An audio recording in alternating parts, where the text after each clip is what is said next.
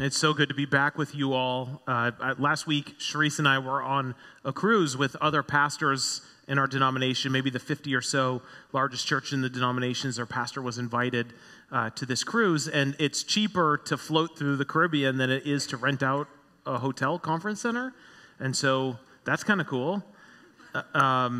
Yeah, so anyways, I thought I'd tell you two stories because I thought they were funny.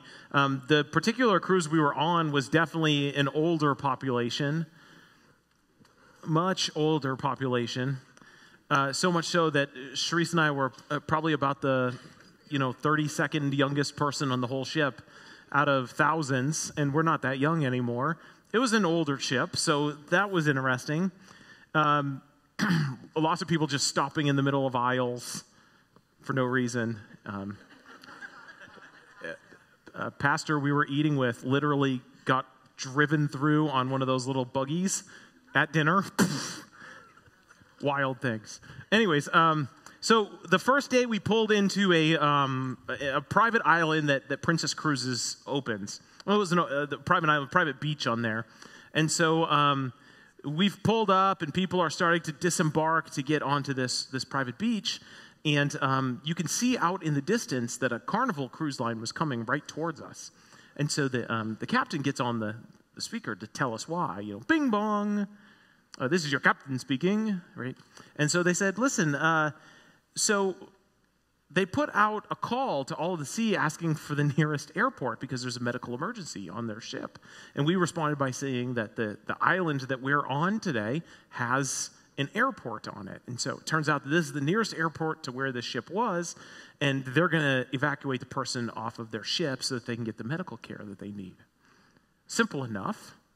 The people right next on the other side of Sharice said, "Oh, I'm not going out to that beach today. That person probably has the coronavirus." The person probably had a heart attack or broke their ankle or something, but they lost their beach time because they were afraid of the coronavirus. The other thing that cracks me up is the comedians on ships. Have any of you been on a cruise before? So generally speaking, I don't think cruise comedians are that funny, which is my favorite part of them. I like to go and see how not funny they could be. This one kind of ranked in the middle. I've seen much less funny on cruise comedians before. So this guy really had one joke. He just had one joke. And he kept filling time to get back to that joke. And to be honest, the joke was a little bit funny. Basically what he did was he got the whole crowd in on this idea that whoever came in late would be embarrassed.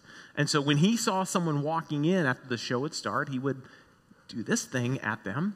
And the lights went off and just strobe lights everywhere. Music was playing loud. And the crowd was instructed to stand up and clap for them. And the closest person to them would hug them and say, "Congratulations." And so the first time or two worked pretty good. He'd do this thing and the place would go crazy. And the person would be like, "What is going on?" Like wondering if they won Publishers Clearinghouse or something like that, right? And so it worked a couple times. But the comedian did this 10, 12 times over 2 shows. It was his only joke. And by the 7th time, it just wasn't funny anymore. But he kept doing it.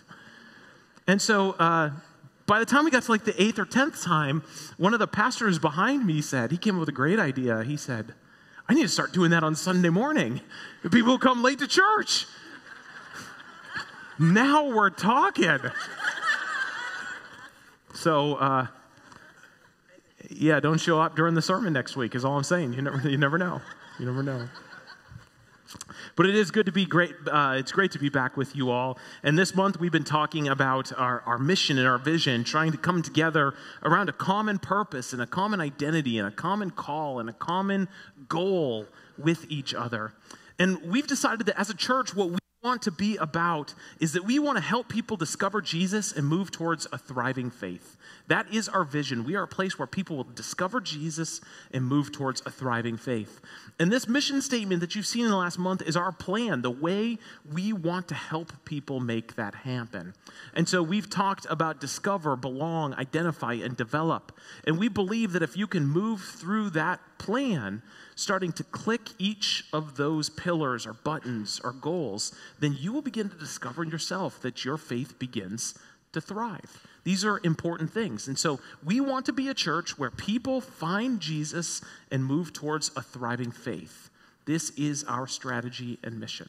And we'll do this by strategizing for opportunities for people to discover Jesus, for opportunities to make it simple for them to belong to our church, to help folks identify their role in God's story, and to help develop a faith that functions and serves in today's world. This is all a process. It's a progress. And it's meant to help you find a thriving faith. And today we're going to talk about developing a faith that functions and serves in today's world. And there's a lot there. There's a lot of sermons just in that one sentence. We could talk about what it means to have a faith that functions. We could talk about what it means to have a faith that serves. We could talk about the complexities of today's world. Now, that'd be an interesting sermon, right? It's just filled with joy and happiness outside of the church today. People are really doing well, aren't they? Log onto Facebook and ask yourself that question. It's a struggle. And today's world is strange and peculiar. There's a lot of complexities in today's world that are making faith development, faith flourishing, very, very difficult. And even before you talk about faith, people are struggling in our society today. And so we recognize that we need to help people develop a faith that works in the context of the world that we live in today. Because the things that are being offered to folks in our world today are not helping them flourish or thrive. And so faith is not a competing narrative. It is the way to find the life that thrives. But I thought it would be important to start, before getting into the works and serve part, to say something about today's world. I think we tell ourselves the story that today's world is particularly difficult. It's uniquely difficult. This has got to be the hardest time in the history of the world to be a Christian. Oh, if we can only go back 50 years ago when everybody loved Jesus. If only we could go back to the early church where everyone was on fire for Jesus. I just don't think that sort of nostalgia is true or helpful. For example, in the early church, they had struggles that are far worse than anything we face today as Christian people. If you were to enter into faith with Jesus Christ as first, second, or third generation after Jesus folks, you had to compete with some pretty incredibly difficult circumstances. If you lived in the Roman Empire, and you came to faith in Jesus and you began to attend church, you would go to someone's house, oftentimes before the sun rose, but almost always in secret, because if you were found out to be meeting to worship, there was a chance you'd be killed. And the reason you'd be killed is because there were two predominant narratives about Christians moving around the Roman Empire in that time. The first is that Christians were atheists. Atheists. Now, you're probably saying to yourself, what do you mean atheists? We believe in God.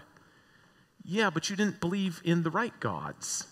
In particular, Romans believed in a polytheistic structure, multiple gods, right? And so they believed that there was a god for fertility, and that there was a god for rain, and there was a god for sun, and there was a god for war, and on and on and on. And in order to make life right for your community, each god needed to be satisfied and prayed to and cared for and called upon. And so if there was a drought, it was easy for them to look around and say, who's not praying to the god of rain? Who's not doing their part to get our rain to come here? And the Christians were easy people to call out because they believed in one God, and it was not their God. It was not the right God. And so they began to be charged with being atheists. Now, if that charge isn't difficult enough, this one's even more wild. They were charged with being cannibals. Cannibals, huh? Well, there was this rumor circulating around Rome that whenever the Christians met in secret, that they would gather around a table and they would eat the body and blood of a dead guy.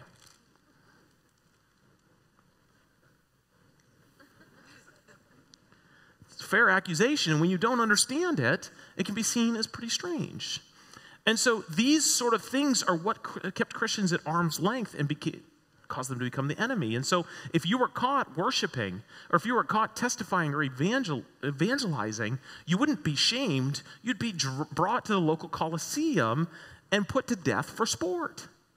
It was a terrifying time to be Christian. Much more complex to find your way in space and time then than it is now.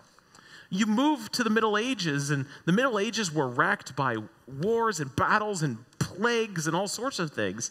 But on the other side of that came the Renaissance, and the mind became a beautiful thing. People pursued issues of mathematics and science and art, and beauty was beginning to rise to the surface. And while everyone assumed during the Middle Ages that there was a God, these issues came to start being questioned in a more civilized society.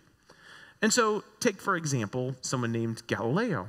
Galileo was a member of the church. He fully intended to be a Christian person, but he also was really fascinated with science. And in particular, he was fascinated with astronomy. And so he would watch the stars and the bodies and the earths of the sky, and he would pay very close attention to them, and he began to report what he saw. The most important thing that he reported that he saw that upset the church deeply was that it was probable that the earth was not the center of all creation.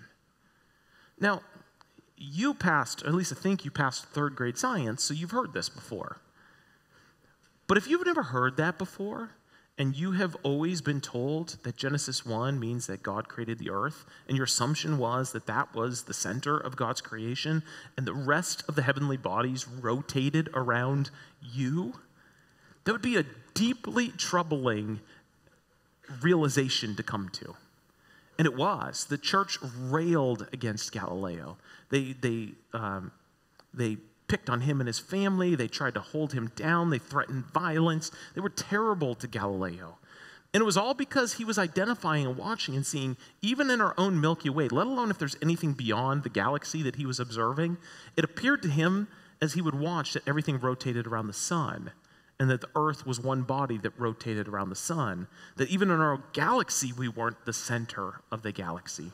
The more he would report this, the more there would be persecution that would come in his way. Just doing observable scientific work.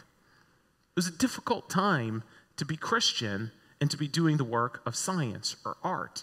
And finding your way in combining these passions at the same time is very difficult. And so when we look at our society today and see some of these similar things raising, that Christianity seems weird, no one may be calling you a cannibal, but it seems out of touch like it did in Rome. A passion for science or art or things outside of just religion may feel like you are in conflict with the Christian faith. These are not new issues. You're not entering into a time that's more complex or difficult than it's ever been.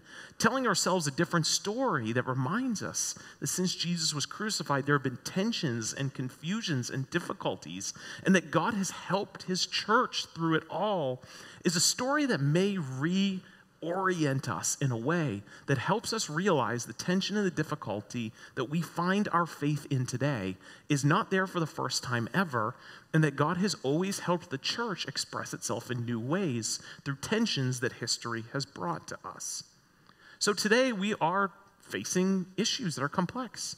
Issues of sexuality, science and faith, taxation of the church, reason and doubt wrestling with each other, childhood sports taking over Sundays, policies at work and school that seem to creep in on our ability to witness there. These are all things that are complex about our society today, but they're not new complexities. And God helps his people work through these times.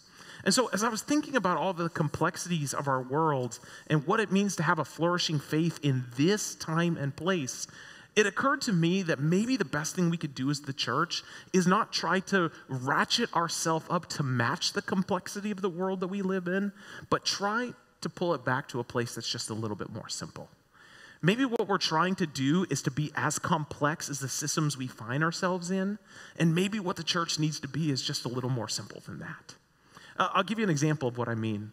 My daughter Claire, she's 9 years old. She's a good basketball player. She loves playing. She's always loved playing basketball. And for most of her life, she's been the clear leading scorer on her basketball team. This year has not been the case. She has been missing a lot of shots this year. And just yesterday, in fact, she led her team in shots but did not lead her team in scoring. And it was alarming to me why all of a sudden she went from just a killer scorer to a girl who couldn't buy a basket. I thought, what is going on with that? Well, one of Claire's things that she loves so much is that I coach both her and Mackenzie's team. And so Claire will practice with her team, and then Mackenzie's team will come in, and Claire will practice with Mackenzie's team as well. And Mackenzie loves playing with the bigger girls, and she does a really good job playing against girls 2 years older than her. And I started noticing as the season was progressing that, well, we would go to her games, she wouldn't score, but whenever she would play against Mackenzie's team, she was one of the 2 or 3 best scorers on Mackenzie's team. What's up with that? You're not supposed to score better when the competition gets harder. That's not the way it's supposed to be. But I started walking back, like, what's going on? And I started realizing that she was not missing randomly in her games. She was always missing hard, high up the backboard. She was always missing where it didn't have a chance to just softly nestle into the net, but it would clang off the rim. It would bounce off the top of the square, and the ball was just flying off. And it began to realize, oh my goodness, Claire is playing in her league on a 9-foot hoop. And she's playing with Mackenzie and at school and in our park down the street on a 10-foot hoop. So she's beginning to develop patterns to shoot at 10 feet. And whenever it's time for her to score in her league, the games that actually matter, she's shooting like she's shooting at a 10-foot rim. And I began to think, she has made her life more complicated on accident. She's made it more difficult having to switch her body patterns from 9 to 10 when all that her basketball team is asking for her to do is to make it on an easier hoop. And she's made it hard for herself to do that. And I wonder if our Christian churches, our Christian faith, this time in history, we have been trying so hard to make it in a 10-foot hoop when all anyone is asking us to do is play a game in a 9-foot hoop. What happens if we dial it back and try to make this Christian thing simpler instead of more complicated?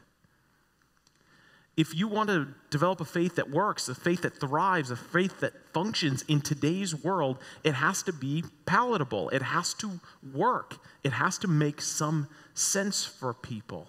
And so in order to be more holy, we could try to ratchet it up and just make things more complicated. We could say, you know what, the problem with us is we're so exposed to sin today. And so let's, instead of going to work and making money and being caught up with people who aren't Christian all the time, why don't we start a desert monastery or a commune, and we'll all take vows of celibacy and poverty and all of this kind of stuff. And that'll make it easy. We'll never come in contact with sin.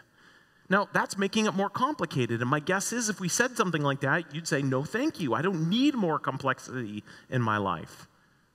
Probably rightfully so. So the other option is to try to make it more simple, to make it more palatable. And I think Jesus does that as well. I don't think this is something revolutionary. In fact, I was reading through the Gospel of Matthew this week, and I came across this story where Jesus is pointing out really how simple it could be. And my mind is blown by Jesus' parables on the regular, but these this week really struck out to me, and I want to share them with you. They're found in Matthew chapter 13. They're verses 31 to 33, just 2 parables across 3 verses. And I'd like to read this together. The words will be on the screen if you'd like to follow there, but would you join me in standing as we read the word of the Lord today?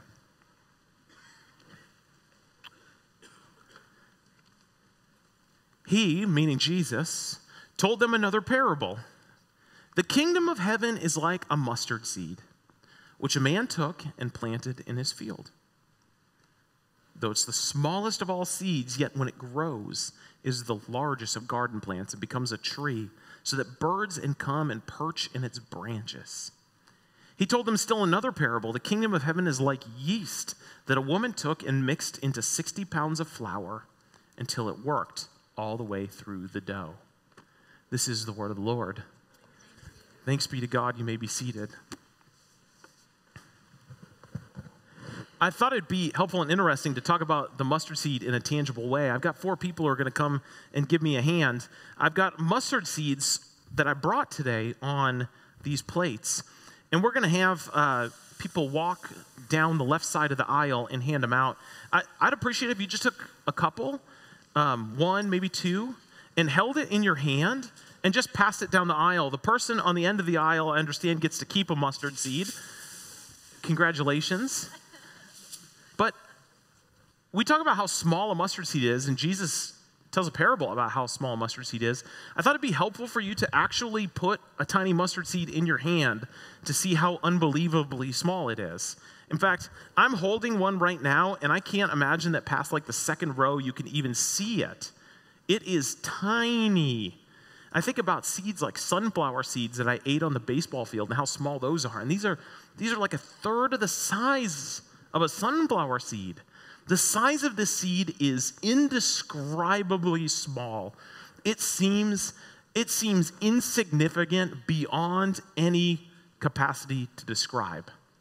But if you wanted to create a mustard tree, if you wanted to plant this and tend it and care for it, I brought a picture with you to show what this tiny mustard seed turns into.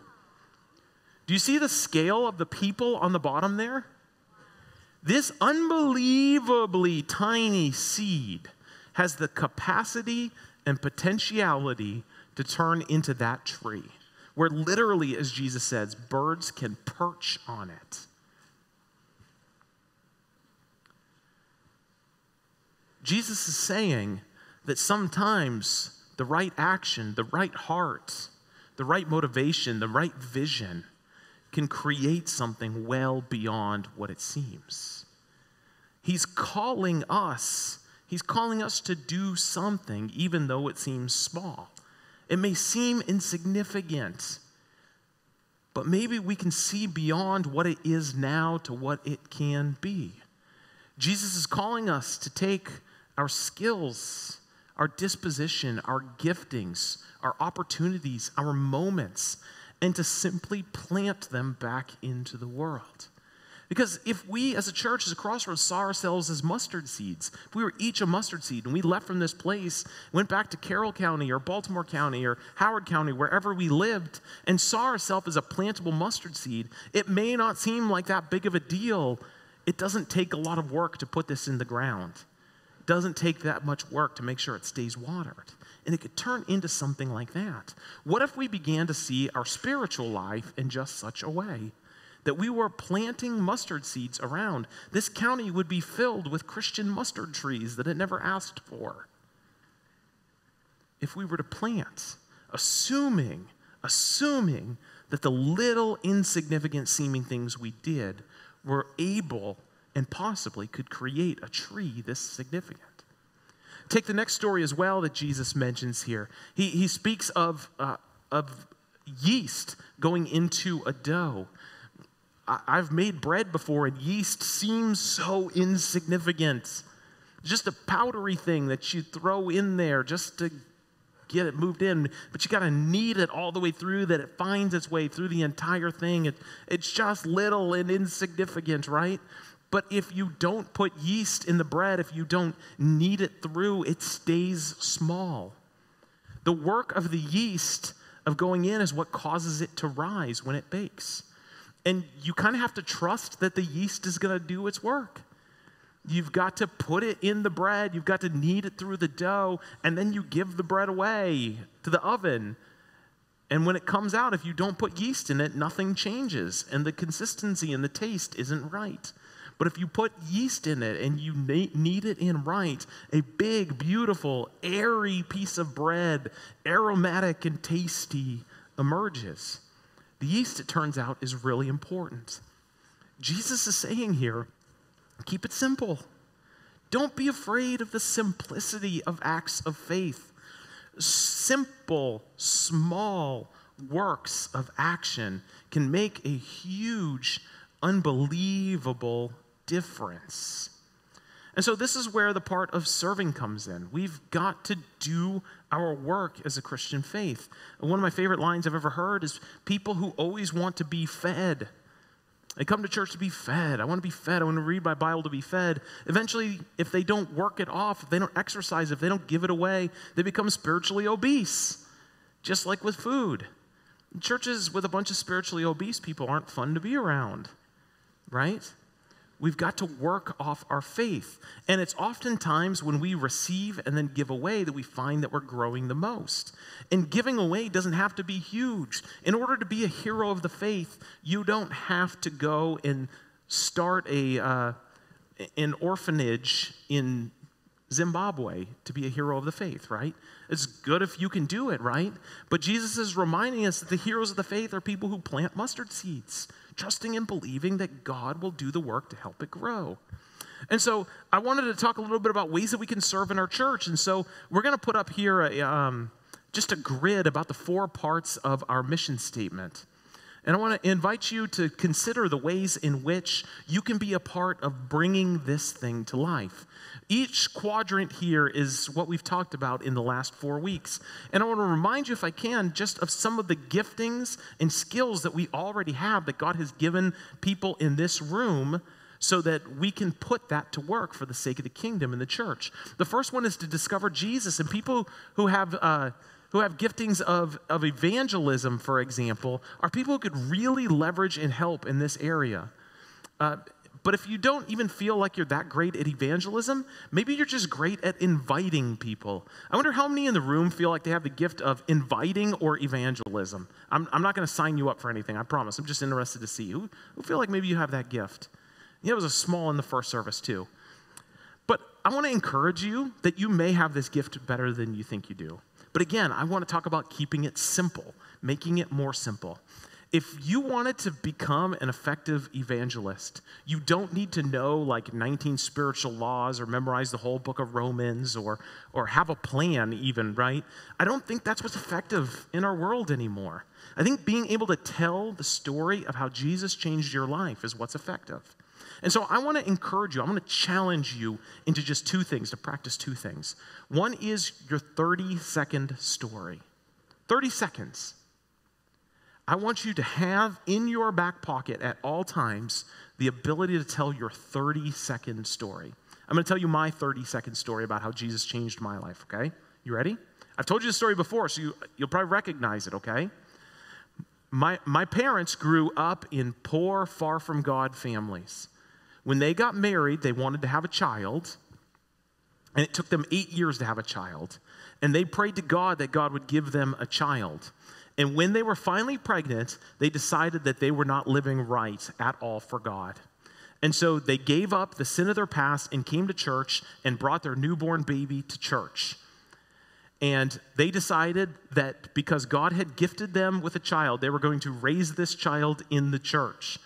And my parents subjected themselves to the life of the church, and they brought me every single Sunday. I was taught by the church, and I watched my parents' lives transformed from where the rest of their brothers and sisters and their parents were to a completely different place of peace, hope, joy, love. And then I was able to measure my life versus my friends as well.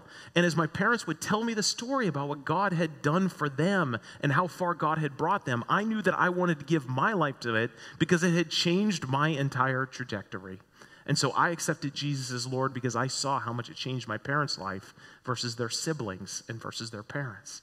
And now I can look at my kids' life and see that it has changed even further down the generational because of people who have a long obedience of faith in their life.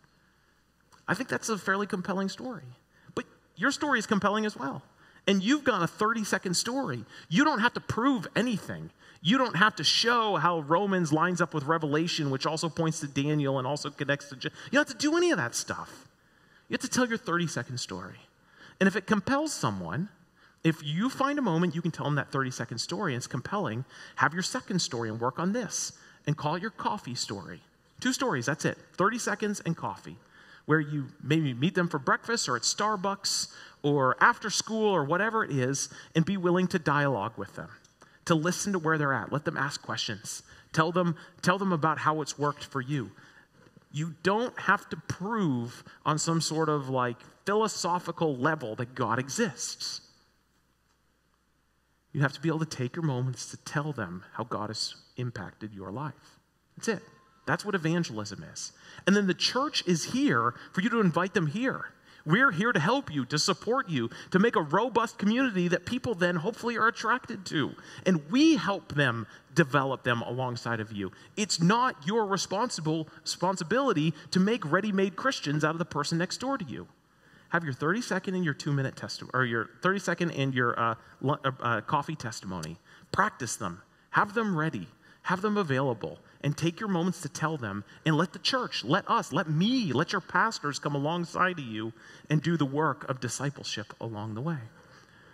The next one is to make it simple to belong. Here are some examples of stuff you could have to help here. Maybe you have a gift of hospitality, or you have a real driving sense of commitment. And by commitment, what I'm really thinking about here is being here. When the doors are open Sunday morning, scheduling it in and being a part of here, and then committing yourself to the part of the vision of the church, committing yourself to it. Don't just haphazardly go through the motions of being a part of Crossroads.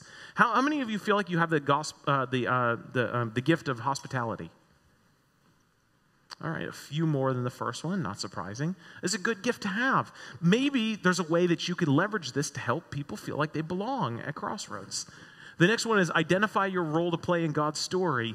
Some gifts that could possibly help you bring this to life in our church is teachers or other spiritual giftings. We want to help you understand how God has made you wonderfully and beautifully, and the way you are, like who you are, can be leveraged for the kingdom. You don't have to become someone else. You don't have to find new gifts, new skills, but how God has wound you in the place you are now, the person you are now, God can leverage that for huge kingdom benefits, even if it only feels like your giftings are the size of a mustard seed, right? How many of you feel like maybe you have a teaching gifting? Yeah, I'm not going to sign you up to teach Sunday school, I promise. Pastor Lynn, don't chase them down, okay? That's good. We got people who feel like they're teachers, right? There's opportunities in the church to just take the gifts you have now and leverage them. The last one is this: develop a faith that works and serves in today's world. And some possible giftings we could have as missionaries. And by this, again, I don't mean go move to China or something like that, right? But by missionaries here in our community, meaning we show up to church, we receive the gifting of the Spirit, and we go and we give it away. That when people come encounter us, they encounter the presence of Christ through us. That we understand ourselves as missionaries to the places that God has planted us. Our neighborhood, our work, our homes, our parenting, right? Workers and servers are other ways that we could really work through this thing. How many of you feel like maybe one of those are some of the giftings you have? Service or missions work, right? God is gifting people in this room. And again, I'm not signing you up for anything. I've not even paid attention to which one you raise your hand because I don't want you to feel pressure. But what I want you to understand is that in a mission and vision like this, you can identify already where you're strong. And so my challenge for you is this: as you look at this and you see this fourfold plan, I would love to see everyone giving back to this to help this come to fruition, so that people that we know who we don't know yet find Jesus through the ministry of Crossroads, and then begin to find that through these things, belonging, identifying their role, serving, right? They find that they're coming to a thriving place. And I want you to be a part of helping with this. And so my encouragement, my challenge for you is to look at this and identify the place where you're the strongest. And ask yourself, am I doing something through my strengths to help Crossroads bring its vision to life? In the place that I'm strongest, the quadrant here, which one am I strongest? And am I leveraging that to help Crossroads elevate its vision to fruition? And then this is my other challenge. This is the harder challenge. Identify a second one that maybe God is stirring in you and work on it. Give it a try. Practice. See if you can improve. Maybe God is saying to you, maybe you could be an evangelizer. Maybe you could be an inviter. Practice it. Talk to yourself in the mirror. Try on your 30-second testimony for size. Whatever it is, identify the one where you're strongest and see if you can help the church, if you aren't already, bring this to fruition. And second of all, practice a second one and see if you can begin making a huge difference, a mustard seed-sized difference in the life of the church. I know I've been particularly challenged by my daughter lately. My 12-year-old Mackenzie has been inviting people to youth group. I just think that's so cool. And she's been partnering with two of our pastors' daughters as well in two different places. One is Ella Brooks, Pastor Lynn's daughter. Mackenzie and Ella got on these boys at Christmas time who come to church here on Sunday but weren't coming on Wednesday night. And the two of them started getting on these boys to come to church with them on Wednesday night. And they did, and they loved it. And they've come back some more. They didn't do anything special. They made relationships.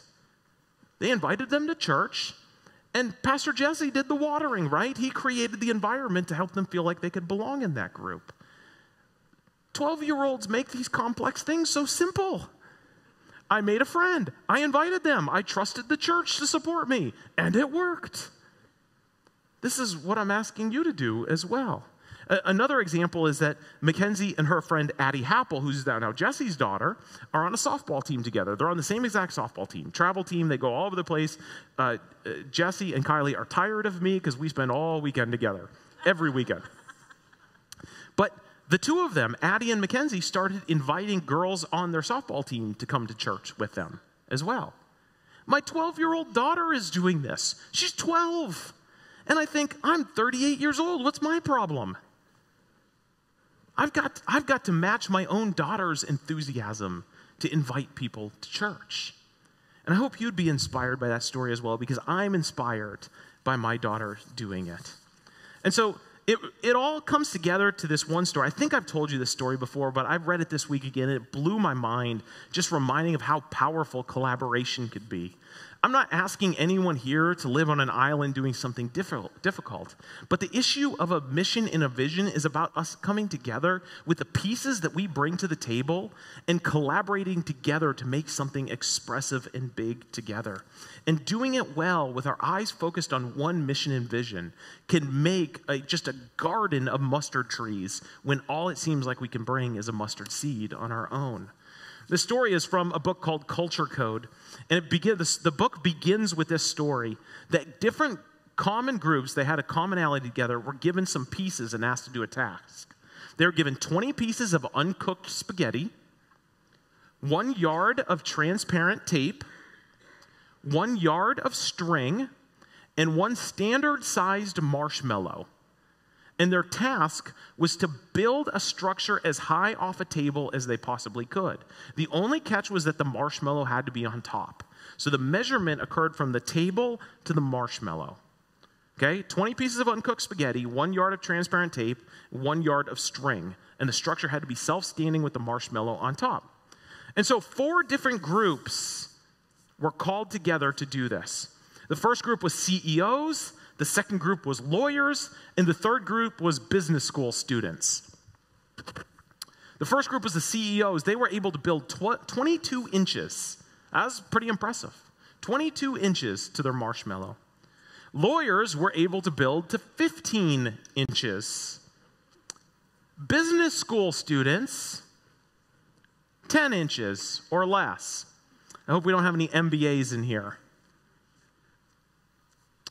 There was a fourth group, though, that I didn't mention. The fourth group that was given this task was kindergartners. The highest of all the professionals was CEOs. They can get to 22 inches. Kindergartners averaged 26 inches. Kindergartners wiped all of the rest of them off the map. Kindergartners were the best at following directions and bringing to life this simple plan. And so this blew the mind of researchers. Why in the world could kindergartners do this better than CEOs or lawyers or business school? That's a great question. Why is it these trained professionals, highly competent adult people with connected and finished brains, were getting wiped by 5- and 6-year-olds? Why?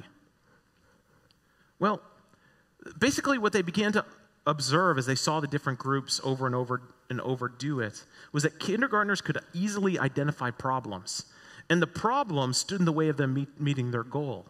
And the other people would create relationship dynamics right away. Am I hurting someone's feelings? Is it my role? Is it my job? Am I supposed to say something? Am I supposed to help? People with big egos would rise to the top, and people with small egos would just keep quiet. The goal didn't matter near as much as all the other dynamics at play. Kindergartners' feelings weren't hurt. They were asked to do something. They threw themselves into it, and they appreciated the group dynamic, and they let people innovate, and they trusted one another, assuming that the only thing they were meant to do was to build a higher structure. They didn't assume that their role was to be nice. They didn't assume that their role was to be kind to one another. They all treasured and valued each other's role and input into it. The business students, the CEOs, the lawyers, They all grumbled under their breath. They created factions. They all thought they had the best solution for sure. And too often in the church, that's the place that we arrive as well. We grumble. We create factions.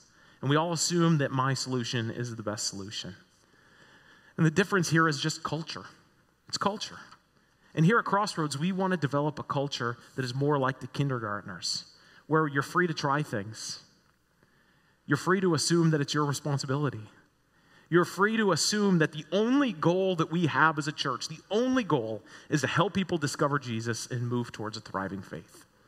And that within that, we are all like-mindedly focused on that. We want to see people discover Jesus and move towards a thriving faith. And from there, we're free to innovate with one another, to try things, to work together, to help each other out, to stand in whether or not it seems like our place. Because all of us are on the same page, helping people discover Jesus and finding a thriving faith in him. So I'm inviting you to be a part of something big, something bigger than yourself, something special, something exciting. Because if we become a church where people are regularly finding faith, and we become a church where stories are being told about drawing closer and closer to Jesus on regularity, you will be fired up. You'll look forward to coming on Sunday. You will be excited to be a part of the church. You will just want to then join in and telling your friends about how good your church is. That reminds me, I forgot something earlier. The band's supposed to come out. You guys can come out. But the other thing is, when you invite people, this is such an aside. I'm sorry, I'm 15 minutes late on this. But when you invite people, right, don't tell them the facts about your church. Don't just say, hey, listen, come to Crossroads. We're a church of the Nazarene in Ellicott City. That's boring, right? Tell people what you feel about the church. Invite them to a place that you think is fun. If people are friendly, if they remember your name, if you feel cared about, those are compelling stories. Tell that story to your friends because people are struggling. People are struggling in our society today. And if you can tell them that you have a fun place where people will care about you and you can grow through the struggles you have in life, people are dying for places like that. And we're always here to partner with you, to work with you, helping your friends, your neighbors, your family grow to this thriving faith. But you're not alone as well. We're going to come to the communion table here at the end, and we're reminded as we open the table that there is no limit to the length that the table gives. And so we are called as missionaries out of this table to receive the presence of Christ and then to go in the world bearing the character of Christ for the sake of the world. And we are called then to invite others to come and to experience this grace and to sit with us at the table of the Master who gives himself for us. And so I'm going to have assistants come and help and take this off. I'm going to remind you to stand, to exit out of your left, to come forward, take the elements and return to your chair, and we will receive them all together at the end today. Changing it up just a little bit. So come out your left, receive, go back on the right, and hold them until the end when I'll read the words of institution, and then I'll give you instructions to take it. But as they're preparing this and ready to begin, before we sing together and come, I'm going to say a word of prayer over the elements.